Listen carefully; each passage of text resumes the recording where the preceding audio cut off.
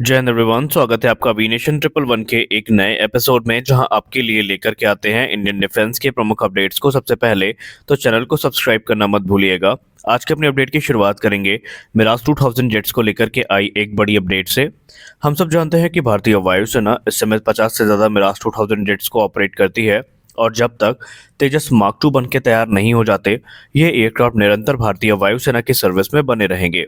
और इसी दौरान भारतीय वायुसेना इनके रखरखाव को लेकर के काफ़ी ज़्यादा गंभीर है, और इनको अपग्रेड करने और इनके स्पेयर पार्ट्स को सुरक्षित करने के लिए सभी वो कदम जो ज़रूरी हैं भारतीय वायुसेना के द्वारा उठाए जा रहे हैं। आप सबने हाल ही में एक रिपोर्ट सुनी होगी ग्रीस को लेकर के, जहां पर यह दावा किया गया था कि ग्रीस अपने जो मिराज 2000 जेट्स हैं इनको बेच रहा है, क्योंकि उनका जो मॉडर्नाइजेशन प्रोग्राम है इसके अंतर्गत वो अब राफेल और F-35 पर ही अपना ध्यान केंद्रित कर चुके हैं और मिराज 2000 जेट्स को वो रिटायर करने का प्रयास कर रहे हैं। और जिस समय ये रिपोर्ट सामने आई थी उसी समय ये कयास लगाया गया था कि भारत के लिए ये एक बड़ा मौका हो सकता है। और अब officially chief of general staff of defence forces for Greece general Dimitrios Hopis ने ये अनाउंस किया है कि भारत के साथ वो इस प्रोग्राम को लेकर के काफ़ी गंभीर हैं। उन्होंने इसी महीने भारत का दौरा किया था, जिस दौरान उन्होंने जो मिराज 2000 जेट्स हैं इनका ऑफर भारत को दिया है। ये जो मिराज 2000 है इनको 2000 के दशक में खरीदा गया है, और तकरीबन 15 की संख्या में ये जेट्स ग्रीस के द्वारा खरीदे गए थे डसाल्ट एविएशन से। इसमें 5 की संख्या में ट्विन सीटर वेरिएंट है, और 10 की संख्या में जो सिंगल सीटर वेरिएंट है इनको ग्रीस ने खरीदा था, लेकिन अब ग्रीस इनको रिटायर करने वाला है। ग्रीस का कहना है कि जो मिराज 2000 भारत को ऑफर किए जा रहे हैं इनमें अभी भी काफ़ी ज़्यादा सर्विस लाइफ बाकी है, क्योंकि उनका कहना है कि पुराने मिराज की तुलना में ये अभी भी काफ़ी यंग है और अभी ये 25 साल से कम पुराने हैं, जिसका मतलब ये है कि इनकी जो ऑपरेशनल लाइफ है अभी तकरीबन 10 से 15 वर्षों की है। और भारतीय वायुसेना के लिए ये काफ़ी ज़्यादा एक कॉस्ट इफेक्टिव ऑप्शन के तौर पर देखे जा रहे हैं, क्योंकि इंडियन एयरफोर्स इस समय 50 की संख्या में मिराज 2000 जेट्स को ऑपरेट करती है, और भारतीय वायुसेना इनको लेकर के काफ़ी खुश भी है। भारत ने अपने मिराज 2000 को अपग्रेड करने के लिए एक अपग्रेड प्रोग्राम भी 2012 के आसपास इनिशिएट किया था, जो कि अब 2024 में जाकर के पूरा हुआ है, जहां पर मिराज 2000 के कॉकपिट को, इलेक्ट्रॉनिक वॉरफेयर स्वीट को और भी दूसरी चीज़ों को अपग्रेड किया गया है। तो वही आने वाले भविष्य में ये रिपोर्ट्स में कहा जा रहा है कि भारत अस्त्र मार्क 1 जैसी जो मिसाइल हैं इनको मिराज 2000 में इंटीग्रेट करने वाला है, ताकि इनकी लिथैलिटी को कई गुना ज़्यादा बढ़ाया जा सके। लेकिन यहाँ पर आपको बताते चलें कि अभी भारत की तरफ से कोई भी ऑफिशियल स्टेटमेंट सामने नहीं आई है जहाँ पर मिराज 2000 के खरीद की बात की जा रही हो। तो देखते हैं आगे चल के हमें क्या सुनने को मिलता है।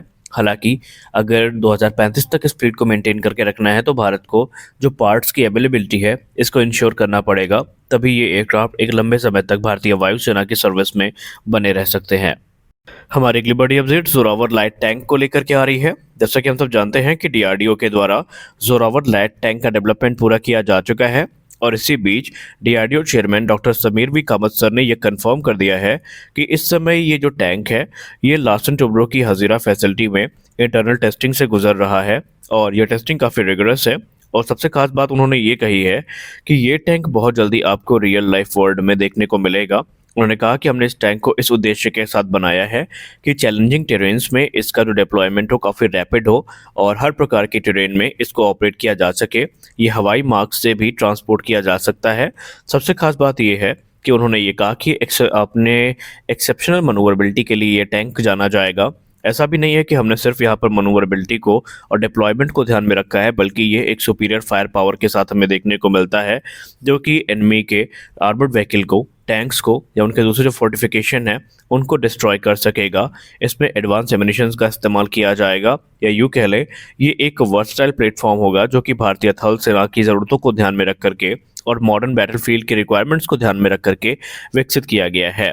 ये अलग अलग प्रकार की जो थ्रेट्स है उनको हैंडल कर सकेगा, और इसके अलावा जो एरियल टारगेट्स है उनको भी न्यूट्रलाइज करने की जो कैपेबिलिटी है इस टैंक को दी गई है। इस समय ये इंटरनल टेस्टिंग से गुजर रहा है, और बहुत जल्दी यहाँ पर जो एक्सटर्नल टेस्टिंग है वो होगी।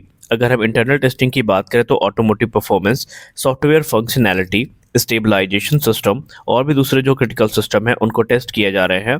जब ये चीज़ें वैलिडेट हो जाएंगी तो इन्हें समर ट्रायल के लिए उतारा जाएगा, और वहाँ पर इसकी जो रिगरस टेस्टिंग है रियल वर्ल्ड कंडीशन में ये शुरू होगी।